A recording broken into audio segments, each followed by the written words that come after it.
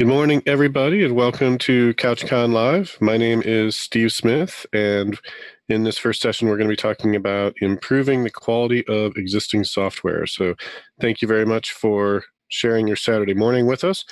I'm going to go ahead and just get started here real quick because I have a lot of content that I'm going to try and fit into 50 minutes, and I've already had a whole cup of coffee. So if you don't get everything you want to know about making your software better from this session, here's some places you can learn more. I've got a couple Pluralsight courses. One's on refactoring, another one's on solid principles. I actually have several courses on both of these topics out on Pluralsight, so check those out. I have a free resource, which is this ebook you can find at the Ardalis Architecture ebook URL shown there. It's about a 130-page PDF published by Microsoft. It talks about how to build applications with .NET Core. You can contact me if you want training for your team or mentoring for you. And I also do career mentoring through devbetter.com. And then if you're looking for more from me, I have a newsletter at my /tips address that goes out every Wednesday, podcast, and also streaming on Fridays. All right, so let's talk about these other Pluralsight courses real quick. I covered those already. We'll just get in here. All right, so the big problem that you need to deal with as a software developer is that over time, your software tends to rot. These reasons for this are many, and we'll talk about them a little bit in this session. But you end up with things like duplication, excess coupling. Sometimes you don't have time to do something the right way because of deadline pressure. Has anybody ever experienced that? I know it's really rare, but sometimes you have to just get something done fast instead of right. And so eventually your finely oiled machine that should be your software application that you're so proud of ends up looking something like this because of neglect and other things that may or may not be within your control. And so the term that the industry tends to use for this is technical debt. And technical debt is the cost of fixing all those things now to make it so that that code would be to the standard that you would like it to be today, right? And so there's a couple of different reasons why we have technical debt. It's like the sum of these low quality code or shortcuts, or it could just be design decisions that maybe if you had it to do over again, you would do differently today. Okay. Now, the reason why this metaphor works is because just like real debt, it has both a principal and an interest component. So the principal of technical debt, if you wanted to just get rid of it all, would be the time it would take, the effort it would cost to refactor the code and change it so that it was perfectly designed and didn't have any hacks or duplication or things that would make it more difficult to work with. However, if you don't spend any time fixing any of that, you still have to pay the interest. And the interest is the time it takes you to work around those hacks, those deficiencies in design, those shortcuts. And so the more technical debt you have and the larger your application gets, typically the greater the interest becomes as a share of the effort that you're having to put into building anything. All right, and so this graph works pretty well. It's a little bit older, but it still makes a lot of sense here. And so if you look at the dashed line at the bottom, that is the optimal cost of change. So you can see that even for a system that has no technical debt at all, you could expect the cost of change to increase slowly over time as the system gets bigger and more complex. However, usually it accelerates much faster than that, right? And we have this sort of exponential growth, which is shown by this actual cost of change line here, right? And the actual cost of change, the difference between that and the optimal is your technical debt, right? That's the interest you're paying on technical debt. Now, of course, every time a customer or the market says, hey, we'd really like this feature, or we'd really like your product to do this other thing, and you want to respond to that so you can maintain competitiveness, that is your customer responsiveness. And it is inversely proportional to the cost of change, because the cost of change is usually measured in time for developers to do stuff. And so obviously this red line here represents how responsive you can be to customer demands as your cost of change increases, right? And so this is relative to the actual line here. And so once your technical debt gets out of control to a certain degree, you only have a few options. You have to either rewrite the whole thing or spend a whole lot of time trying to pay it down, neither one of which is generally a good option for the company, who at that time may be facing competition and trying to react quickly to threats that are coming to the business. Now, there are different kinds of technical debt, and you can kind of group them into quadrants based on these two questions, two types of questions. The first question is the debt deliberate or accidental? And so that's here on the left, that's the top and the bottom. And was the debt incurred recklessly or prudently? And so like reckless, deliberate technical debt would be one of the worst ones, where you're just like, oh, we don't have time to design anything. We'll just, take this and just start coding. Where you made a decision that you're just going to do things poorly. Prudent, deliberate technical debt would be, we know that this isn't necessarily the right way to do it, but we have to ship now, right? We don't have a choice. We're a tax company and it's April 15th. The government says we have to have this done, right? Accidental, reckless would be where your team maybe just doesn't know any better. And so you have inexperience, and you might not know that there is a better way to do something. You may not be familiar with the architectural patterns or the design patterns or whatever it might be. Maybe there's an off-the-shelf component that would serve you very well, but you just haven't become familiar with it yet. You don't even know it exists. So you might have accidental technical debt that later on, when you find out about this other tool or technique, you could apply to eliminate. And then prudent accidental debt is where you pretty much did everything right as well as you could, but still now, years later, you have a much better understanding of the system and the market and the domain of the work you're doing. And so now you have a better idea of how you would have done it if you had it to do all over again. All right, so those are different kinds of technical debt. And in any case, once it's been created, you have to deal with it. Either you have to just try and ignore it and work around it, and you're paying that interest, or you need to try and find a way to make time to actually clean it up as you go. And so preventive maintenance is one of the things you can do with your software, just like you should do with your automobile. Preventive maintenance is generally things like refactoring, where you're going to eliminate duplication and simplify the design of your code, make it easier to maintain over time. And another thing that helps with preventive maintenance is automated tests. Automated tests are great because they can verify that the code is correct, both now and after you refactor it. They help you avoid regressions that you could put in place, and they increase your confidence in your ability to make changes to the code. Once you have code that you haven't changed in a long time, and you don't have any tests that tell you if it works, it's very easy for you to lose confidence in your ability to change it, right? It becomes that scary code over there that nobody wants to touch, because the last time someone touched it, production went down for an hour, and nobody wants that to happen again. Okay. Now, when should you refactor? This is something I cover extensively in my Pluralsight course, but this is going to be the quick version. There's a lot of different options here. Sometimes teams want to say, hey, we're going to go and just spend a whole month refactoring because we need time to clean up. Or we're going to have a sprint where all we do is just clean up the code. We're not going to deliver any features. And so the ideal here is that you want to do it while you deliver value. And I can illustrate this with a point that would have made a lot of sense a couple of months ago when we went to these things called restaurants. But maybe now it's a bit of a stretch and you have to think back to when restaurants were a thing. But imagine that you have a favorite restaurant and you go to that restaurant, every Friday with your significant other, and it's your place and you hang out there and it's great. And every time, the people there know you and it's friendly and they serve you your favorite foods and you try different things.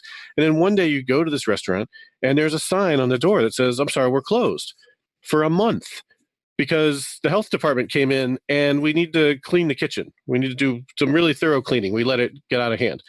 Right. Well, obviously you're going to be disappointed that you can't go to your favorite restaurant that day or even for the next month.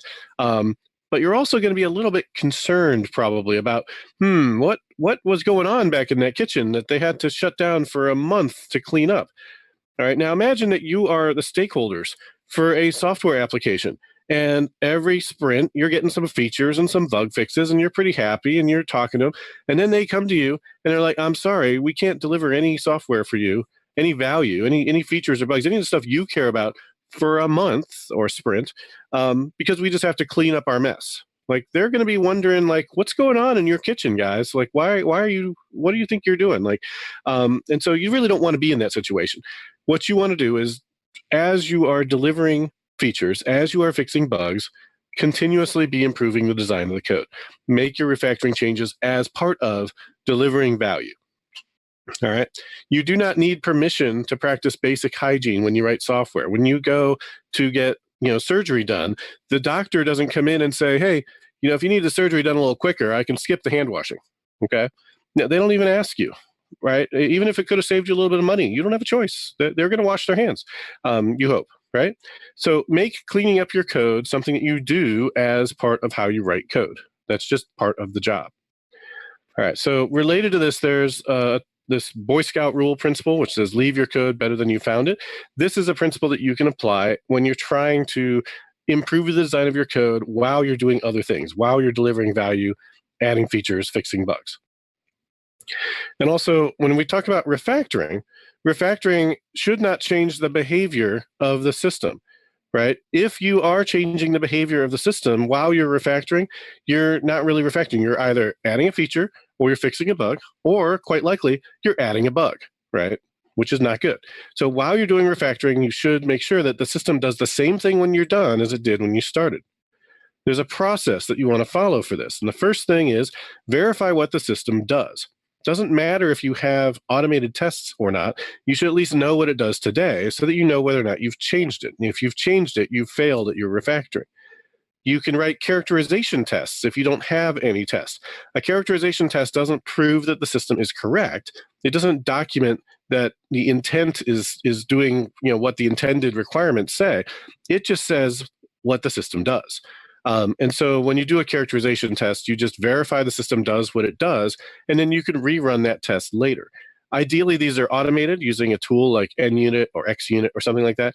But even if they're totally manual and you just have a screenshot to go off of or some notes, as long as you have a way to verify the system is still doing what it did before, then it works. Finally, you want to apply your refactoring and then confirm the behavior is still the same as it was. So your characterization tests, if you don't have any, they're really easy to write, especially with an automated tool like NUnit or XUnit. You write a test that will fail, right? So you create a unit test or a function that's a unit test. In the end of that test, you'll assert something, right? So you call some method and you expect some response. Assert that result is something is wrong, right? You're going to add two positive numbers together. You're going to assert that it's -1, right? Run the test, and it's going to fail. And it's going to tell you, I expected -1 and I got 17, right? Now just update the test. Say, oh, okay, well, I expect 17 then. Run it again, and now it should pass, hopefully, right? Unless you're testing random behavior. And so that is how you can very quickly develop characterization tests that will give you some guardrails when you're doing your refactoring. All right. The next thing you want to think about is avoid spaghetti code. Spaghetti code, or its related cousin, the big ball of mud system, is where you have a whole lot of stuff that's all mixed together. There's no separation of concerns. It's very difficult to see where one piece of logic starts and another one ends. And so it makes it much harder to test and much easier to incur technical debt. Right? Usually this correlates also with really long methods and classes. If you have a short method, it's much easier for you to know what it's doing than if you have a very long one. All right, now let's talk about some other principles you've probably heard of. The solid principles. This is an acronym of acronyms. In fact, we'll add one more to it, which is don't repeat yourself, or DRY. But the solid principles of OO design are single responsibility, OpenClosed, Liskov substitution, interface segregation, and dependency inversion. And I'm going to cover them real quick here with some examples of refactorings that go with them. So then the first one here is the don't repeat yourself, or DRY principle. It's still the don't repeat yourself principle, right? You definitely don't want to repeat this principle. And it's one of the most fundamental things in software, that you don't want to have the same logic in multiple places. Why? Because if you need to make a change, it's very likely that you will miss one of those places, and now you have a bug because the behavior isn't consistent everywhere in the system. If you have duplication in logic, this calls for abstraction, usually pulling it out into a method or class or something like that. If you have duplication in your process, this calls for automation. Remember, developer time is expensive and getting more expensive over time. Computer time is cheap, and it's getting cheaper over time, right? Moore's law. Computers keep getting cheaper and faster. So automate as much as you can today so that over time, that gets cheaper and cheaper, and your time doesn't have to get spent on it anymore. All right, so some common refactorings that relate to the don't repeat yourself principle. Replacing magic numbers and strings, because those tend to get reproduced within the system. Parameterizing methods, pulling up fields or methods, so things you might have as locals within methods that you declare multiple places or pass around a lot. You can pull those up into fields or methods on a class. Replacing conditional with polymorphism is probably one of my favorites. I don't think I have a demo of it here in this session, but I definitely do on my Pluralsight course. That will save you a ton of code. And then just introducing a method where you have a block of code that you keep copy pasting and doing the same thing in different places. So here's an example of a block of code like that I see a lot. Especially in the old days with web forms, you'd see this. But even today, there's a lot of security code that looks like this, where you do role checks. And you say, well, if the user's in this role, then let them do this thing. And the problem with this approach is twofold. One, everywhere you have to deal with some type of resource, you're going to have this type of if check. So it's very repetitive. And two, over time, a lot of the time you end up adding additional roles. Right? When you start out, you build the system, it's really simple. There's users, and then there's the administrator, right? And so this is sufficient. You have check if they're an administrator, otherwise we know they're just a user. But later on, you add other things. Maybe they could be a customer, maybe they could be an account manager, maybe they could be a manager, a director. Right? All kinds of different roles might come into play.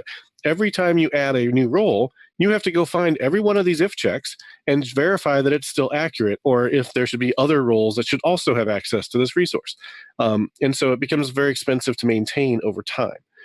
What you can do instead is something like a privilege abstraction. And I have a blog post that talks about this. That's the URL on the screen there. But essentially, you create a privilege class. That privilege class takes in its constructor all the things it might need to know in order to determine whether or not the user can have access to it. In this case, it takes in who the user is, which will give it access to the roles, and whatever the thing is that it's protecting, in this case, an article, right? And so then that privilege will have methods on it that will represent the different actions one might take, like can edit or can read or things like that. And now in your code, you just check if privilege.can edit or can read, all those places now use that abstraction. And if you add a new role, or if you change the rule for that, you only have to go into the privilege to change it. You don't have to go into all of your UI code to make that change. Another thing that you see a lot of repetition for is where you're checking to see if inputs are null in or out of range inside of methods. So here's what a common thing that argument validation looks like. And this is a bad example because it really obfuscates your actual code. So in addition to being repetitive, it's also making your code harder to follow. So right here, in this tiny little bit right there, where it says process order here, that's where the actual work of this method occurs. But all the other stuff there is just input validation, verifying that the order and the customer are not null, and then throwing an appropriate exception if they are. So one easy way that you can fix this is by using a guard clause. And a guard clause is just the term for doing the check immediately and then exiting. So now the whole thing becomes just 2 lines of code to do the checks, and then everything after those 2 checks is just the actual code of the method. And you end up with a much easier to follow flow for this method. You can take this a step further, because even those guard checks are very repetitive. And if you change how you want to do them, maybe you want to always do a bit of logging, or you want to change what the exception is you're going to throw, or what details you're going to include, right? You can use a library. Like I have a NuGet package out there called ardalis.guard clauses. If you use that, then you can just say something like guard.against.null, and it'll be consistent everywhere in your system. And then you can easily extend that with your own guard clauses for anything that might be custom to your application. So even your business-specific types of things that you're always checking for, like whether the customer subscription is active, right? And if it's not active, then we should just throw an exception because I shouldn't even be here, right? That could be a guard clause that you just put in any method that cares, instead of having to write custom code every time. All right. The next thing we're going to talk about is single responsibility. You want to avoid having methods or classes that do too many things, because it couples those responsibilities together. And so the short version of the single responsibility principle is that there shouldn't be more than one reason for a class to change. So when we talk about responsibilities, if you're not familiar with this principle, a lot of times you might think, well, I've got a customer manager class and it's only responsible for customer stuff. So that follows single responsibility, right? And the thing is, if it's responsible for, saving the customer and validating the customer and sending notifications to the customer and letting the customer make orders in your system, right, it's got a lot more responsibilities than just the customer. And so things that are examples of responsibilities are things like persistence, validation, notification, error handling, logging, etc. Even deciding who your collaborators are, right? Class selection and construction is a responsibility, right? And so if you have the new keywords strewn about your code, you should remember new is glue, right? You're gluing your implementation to that specific implementation class that you're instantiating there. That's a responsibility that doesn't necessarily belong right there in that method, right? Maybe it belongs in your IOC container that's going to decide what all the collaborators are for your application when it starts up. So you want to just think about all the different types of responsibilities and see how can you split those out into different places. And the strategy design pattern and dependency injection both help quite a bit with this, making it so that you have internal logic to one class you can now pull out and make that the public interface of another class and then inject it in. Let's talk about coupling for a minute. Single responsibility, if you violate it, it tends to couple things together that shouldn't be. Excessive coupling is one of the things that makes changing your software very difficult. So breaking apart responsibilities and dependencies is a big part of refactoring and trying to keep your code malleable and easy to change over time. Some common refactorings that you're going to use to work on single responsibility are extracting out methods, extracting out classes, and sometimes moving a method if it doesn't belong where it is. Some heuristics you can use when you look at your code. There's some tools here in Visual Studio. You can say calculate code metrics for project or for solution. Here, this is an example of a code in kata that's great for refactoring called the gilded rose. You can do a search for that and then try and run through it and see how you do. You can see it has a maintainability index, according to Visual Studio, of 44 for this one method. This is the main method in this kata, is this update quality method. 44 out of 100, right? Now, if that was your grade on a test and you didn't have a huge curve, you'd probably be getting an F, right, on a standard A through F US scale. Visual Studio, though, that's still green. They don't make you yellow or red until you get like down to almost single digits. So I don't know why their color scale is a little off like that, but trust me, 44 is a failing grade for maintainability. The bigger thing to look at here is the cyclomatic complexity. It's cut off there, but we'll talk about it more in a second. This one method has a cyclomatic complexity of 19, which means there are 19 different pathways through the method. It's basically a huge nested if mess. And that's the purpose of this refactoring kata, is to have you refactor that into something more manageable. So cyclomatic complexity, if you're not familiar with it, this is from the Wikipedia article, and basically it counts how many different pathways there are through a method, and you want to avoid having it exceed 10, right? So keep your cyclomatic complexity under 10 for every method. Now, if you looked at that Visual Studio thing here again, right here, notice that they sum it up even higher, right? For the program, it's 21, and for the whole project, it's 28. Those numbers are meaningless. Right. It really doesn't matter what the cyclomatic complexity is as a sum for your whole project. It really only matters at the method level because it's just not something you can add up. So here's an example of some client code that I worked on a while ago. You can see cyclomatic complexity numbers here of 394. I've even heard of others that are over 1,000. That becomes just impossible to understand or maintain. Anything over 10 quickly starts to get very difficult to follow. And you get in the hundreds, it's just crazy. So you definitely want to keep that low. If you do want to have a metric that you can follow for your whole project, I have some rules you can use and some software you can apply as a static analysis tool at this blog post. And the idea is aggregate complexity. Aggregate complexity essentially says go through every single method, calculate its cyclomatic complexity, divide it by 10 and drop fractions. So if it's a 10, you'll end up with a 1. If it's a 20, you'll end up with a 2. And then add those up, right? Now, everything that's under 10 is probably okay, right? Maybe a 9, you could still get a little better, but we'll just say it's okay. Everything with a 10 or greater counts toward your sum. You can sum that up. And if you have an aggregate complexity that is greater than 0, then you know that you have some methods that have at least 10, and you need to go find them and clean them up. So this is something that you can track. You can have a chart every time you do a build with your continuous integration server. You can be driving this number down over time. All right, another code smell that you want to be careful of is regions. Some people love regions. I'm personally not a fan. They do occasionally add value, but when you see code like this, and it just says, I want to validate the input and then set properties and save, like, that's not helping me, right? That's just causing me extra work to have to expand those and see what the heck they're doing. And notice this is in a method, right? If you have methods that are so big that you need to use regions in order to understand them, your methods are just too big. You should pull those out into other methods, right? You can use the extract method refactoring. And guess what? You've already given yourself the names for those methods. They're right there. Have a method called validate input. Have another one called set properties on post. And you will make this code much smaller and eliminate the need for the regions. The other thing I see sometimes is where companies have or teams have a standard where every class is going to have these regions in it to quote unquote organize the code, right? You don't need this because most of your classes aren't even going to have all these things. But when you open up one of these classes, you have no idea if it does or it doesn't because everything's hidden inside these regions. If your class is following the single responsibility principle, it's not going to need these regions to organize it. It's going to be so small that you can see it easily, probably without scrolling in your screen all at once on your monitor, right?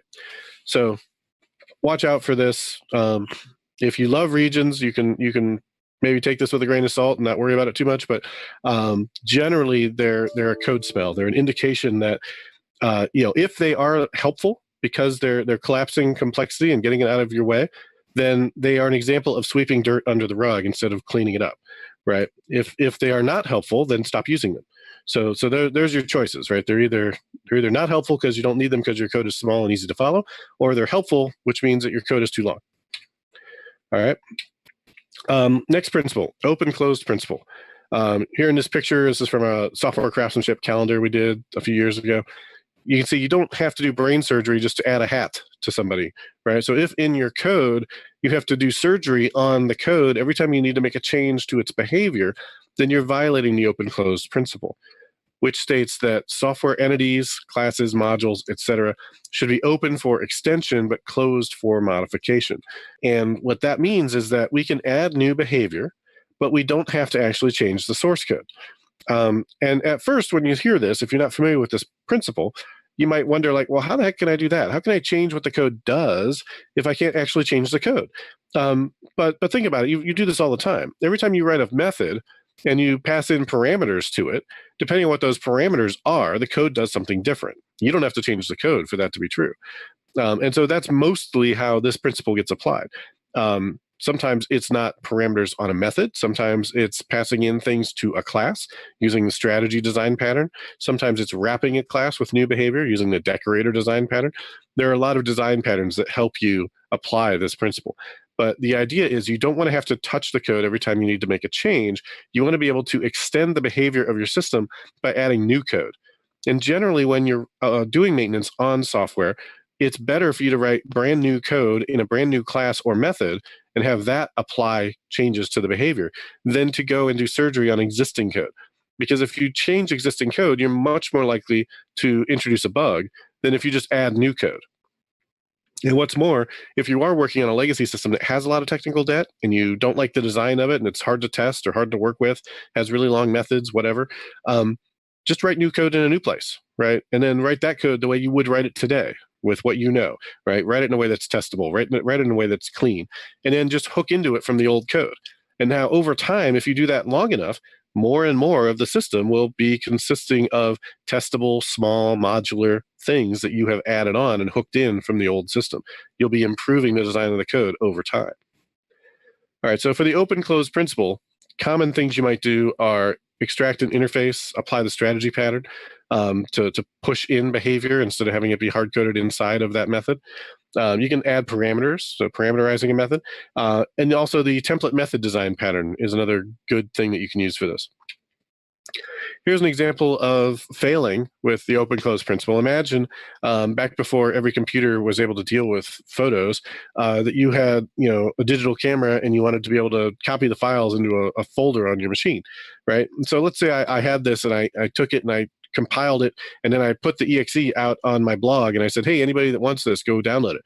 And people would download it and they would probably contact me and they'd say, Steve, this is great. It grabs all my photos, it puts them where I want them, except they all end up in a folder called Steve's Photos. What's up with that? My name's not Steve, right? And so this would be me, not following OpenClosed principle, because the only way for me to change that destination folder right here would be for me to actually go and recompile this code and then rerun it with the new change. How hard would it be to make it so it follows the OpenClosed principle?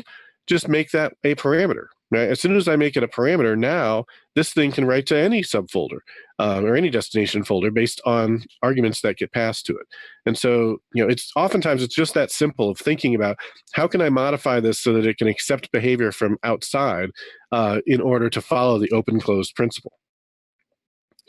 Another example is where you have something that maybe started out fairly simple, and over time it's gotten more and more complex. And so you see this type of thing a lot in real world business software, where you've got some rule for whether or not this customer deserves a discount, and it starts out easy, and then over time marketing keeps coming up with new rules and new promotions, and over time it ends up being rather complicated. And you get a whole lot of if logic all inside this one property or this one method. Um, you could apply a rules engine to this, and that may sound like a little bit big and scary, like some commercial software you have to buy that's this rules engine. But you can write a rules engine in C# in about 15 minutes if you know how. And I've got a Pluralsight thing that covers exactly how to do it in their design pattern library. So basically, it would look something like this. You'd create a list of rules, and then for each rule, you would evaluate that rule to see whether or not it applied, and then you would just take based on whatever rule it matched, you'd give them that discount, or you'd say they were a special customer, or whatever it was. And so it's pretty straightforward to create rules in C# using this pattern. Each rule just needs to say whether or not it matches, and then it needs to just provide whatever it evaluates to, right? Discount percentage or whatever. And then you just pick the rule that matches. Okay. The next principle is the Liskov substitution principle. This is the L in solid. And so here you've got, two ducks. But if it looks like a duck, quacks like a duck, but it needs batteries, you probably have the wrong abstraction. So this is kind of a play on duck typing here. But the Liskov substitution principle says that subtypes must be substitutable for their base types. And it's named for Barbara Liskov from way back in 1988. She's actually still teaching at MIT. I actually almost got a chance to meet her last year when I visited there with my daughter. When you're dealing with Liskov substitution, you need to take that guidance you might have learned about object-oriented programming, where perhaps you learned that inheritance involves an is-a relationship. So you have like a dog class that is an animal, so it inherits from animal. And you need to make that a little stronger, right? It's not just that is the relationship. It has to be is substitutable for. Like anywhere in your code, you have to be able to substitute dog for animal in order for you to follow Liskov substitution principle. Some example refactorings you use to fix problems with this would be collapsing hierarchy, so eliminating subtypes and pulling them up into their parent type, or pushing up or down fields or methods to make it so that they are at the appropriate level in the inheritance hierarchy.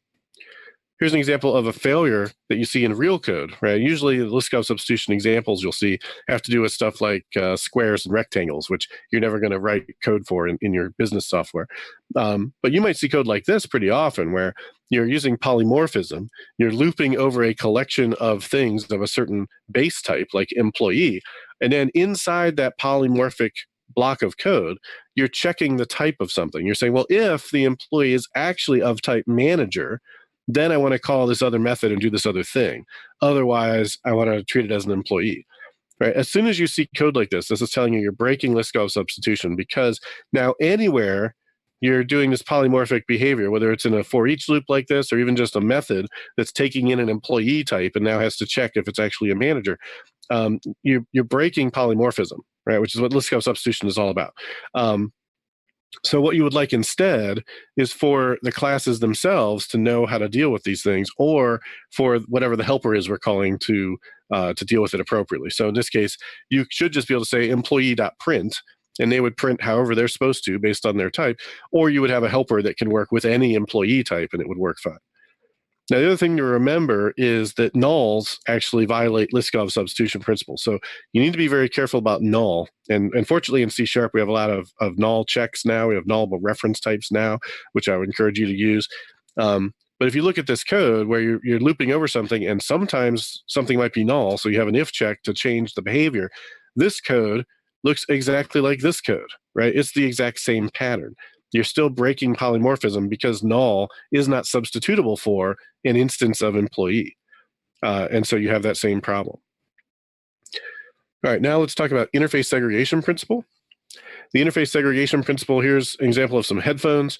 And Every possible interface under the sun is there, and you just have to pick the right one to plug into your old school iPod here, or in this case, that'd probably be your iPhone because nobody carries an iPod around anymore. The idea here is that this is a very fat interface, right? It's choosing to implement way too many different things when right now we only care about one, right? The client, which in this case is that iPod device, it really only cares about that 3.5mm jack. And if we're talking about iPhones today, it wouldn't even have a headphone jack. You'd need some adapter to go in the Lightning port. But we'll talk about adapter another time. That's another design pattern. All right, so the interface segregation principle states that clients should not be forced to depend on methods they don't use, which basically means you should prefer small, cohesive interfaces to big, fat interfaces that do everything. Now, the most common refactoring you'll apply if you see violations of this is extract interface. So you want to keep your interfaces small and focused. From back about 15 years ago now, ASP.NET shipped this membership provider, and the membership provider had 722 different methods that you had to implement in order to fully make it work in your system. It's a slight exaggeration, but it was big, right? And so what you would have preferred would be something a little smaller, because maybe you didn't support things like locking the user. Maybe you didn't want to let the user check and see how many users are online right now. Maybe all you needed was log in, log out, and register, right? That would be a really simple membership provider, and you could get by with that and then add bells and whistles later and extend it later with more features. So start with something small and focused that a particular client needs, and then if you need to add additional functionality, put that on different interfaces. It's possible to extend interfaces even after the fact, even after they already exist, very easily because of the way interface inheritance works. So here's an example of a generic repository, which is a pretty common pattern these days. This could be an example of an interface segregation principle fail if you have a lot of classes that don't need all 5 of these methods. Maybe you have some classes that only need to read data, and maybe you have a few other classes that actually do the writes, the creates, updates, deletes. Does it make sense to have all of these methods in the same interface?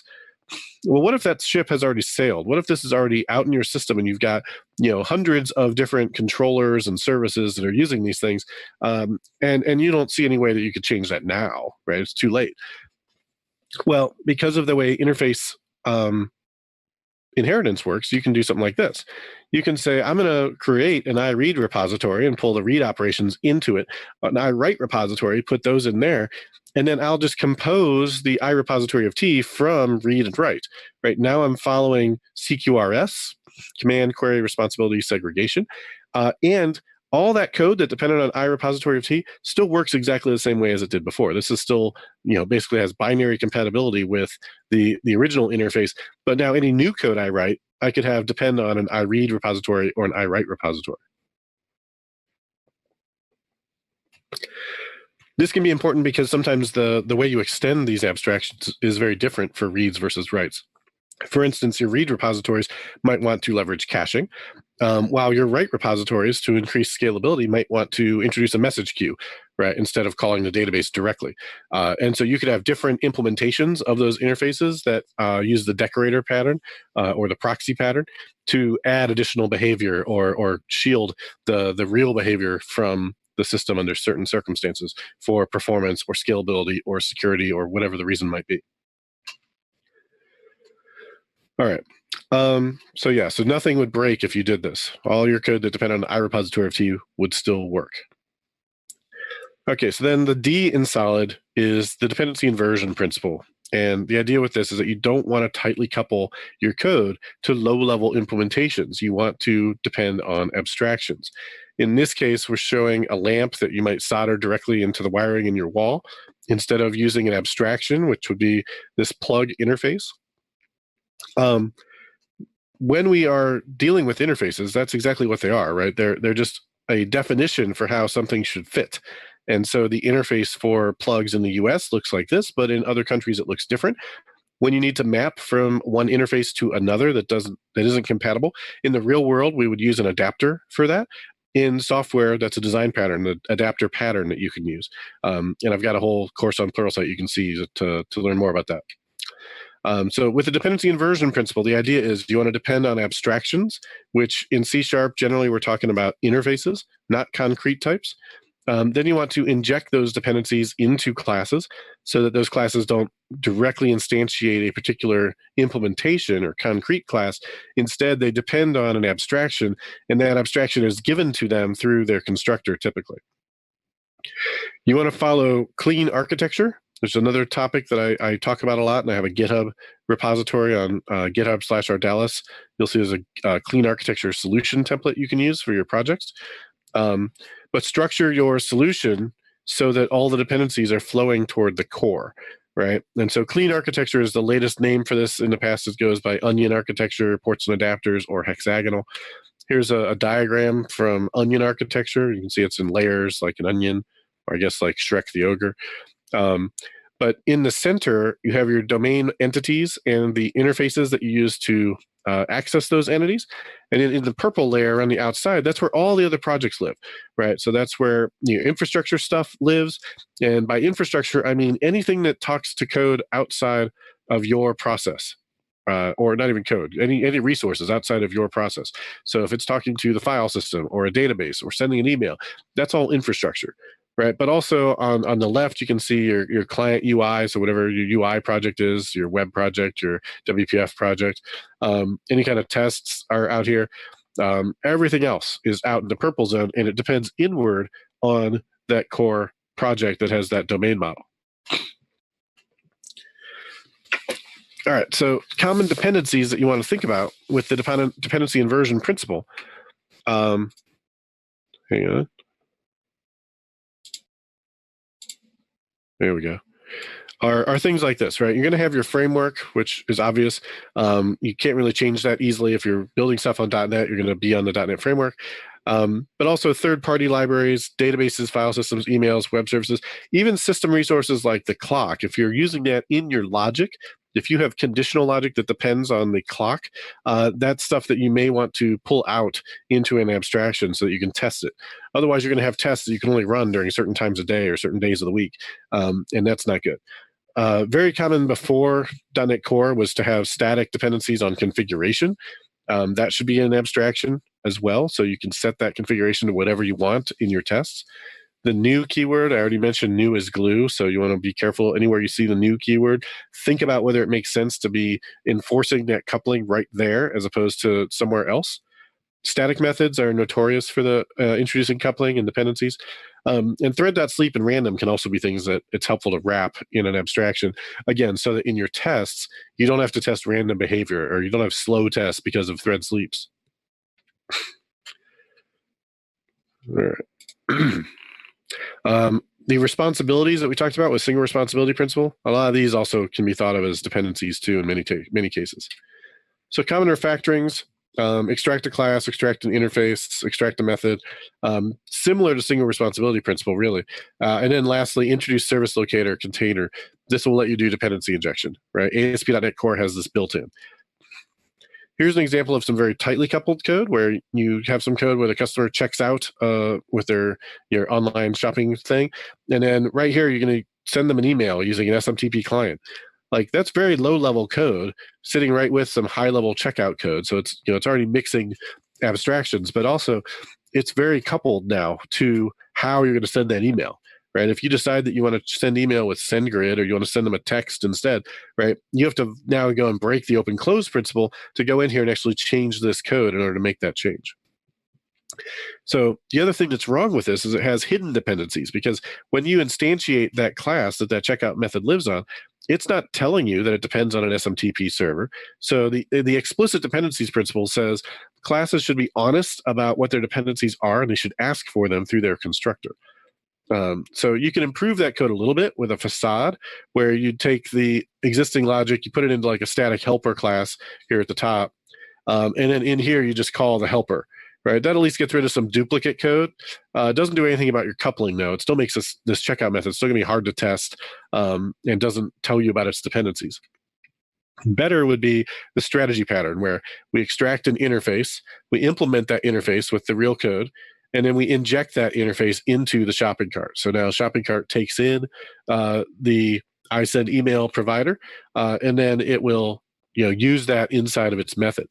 You can also still default it to the original behavior here if you don't have an IOC container doing the work for you, so that your existing legacy code that was all calling this thing without any constructor parameters continues to work. And then now you finally just use that email provider when you send mail. Okay, so I have about 4 minutes left. The last thing I want to talk about is how could we actually move the needle for quality across the whole industry, right? So that we aren't continuously, 5 or 10 or 20 years from now still talking about this, and the fact that it's so hard to write quality code and maintain our software. So the first thing I want to do is ask you a question. How fast are you able to produce code that you believe is high quality versus code that you think maybe gets the job done, but in your opinion, is of lesser quality, right? And then of those two things, in your head, you're thinking which one can you do faster, slower, relative to one another? Which of these can you produce more quickly? And then think about why, right? What is the difference? Why is it that it's easier for you to do one or the other? And for most developers, I think, they will answer that they can write quick and dirty, ugly code faster than they can write high quality code. So the question is, how can we develop our skills and our tools so that building quality code is natural and easier to do than doing it any other way, right? And so if you look at this graph here, this is like user stories completed over time. Imagine that you answered that I can do ugly code fast, a little faster than good code, right? And so the low quality code is the green bar, which is showing that it's got more productivity, and the blue bar underneath it is the high quality code. So all we have to do is increase the slope of the high quality code a little bit to get it to the point where it exceeds that low quality code. And you notice the low quality code degrades over time. Why is that? Well, that's technical debt coming into play, right? Eventually, you're going to be stepping over all that crap that you left behind, and it's going to start slowing you down. Whereas the high quality code, you're going to be able to maintain that over time because you're not making shortcuts and leaving shoddy stuff in your software. So all you need to do, right? It's so easy, is get to the point where you improve your skills well enough with refactoring, automated testing, understanding of principles, and maybe with better programming languages and better tools and things like that as well, that the industry can do for us. We can bring that line up just a little bit to where it exceeds how fast you can produce crappy code. And then falling off a log, you'll just decide, well, why would I write lousy code? It's faster for me to write good code. And then that will be a huge inflection point in this industry if enough software developers were to get there, because now all of a sudden we would stop producing technical debt, or a large number of us would stop producing technical debt, except for the inadvertent technical debt where we just have a better understanding later. All right, so I've got about 1 minute left. So summarize. You want to maintain your application code. You want to refactor it as you go. Don't just shut everything down and take time to do refactoring. Do it while you're adding value. Use characterization tests to fix the behavior of the system while you're changing it, so you can verify you haven't changed what it does. Learn about the dry and solid principles, and don't just learn about it from listening to a talk like this. I want you to actually write code that demonstrates how they work. And then when you see those problems, write code that fixes those problems, right? There's coding exercises and katas you can do that will show you how to really internalize those principles. You should be able to explain those principles to someone else. That's how well you should know them. You should be able to apply common refactorings. I have a lot of content on Pluralsight for that. You can get a free trial from their website. They're running a 33% promotion right now, I think. Be explicit about your class dependencies. Don't use the new keyword all over the place inside your code. If you have a dependency in a class, ask for that dependency through the constructor. And then find ways to train up and get better at writing code faster. If you need to learn more, here's some different resources that I have. And with that, I'm going to turn it back over to the conference.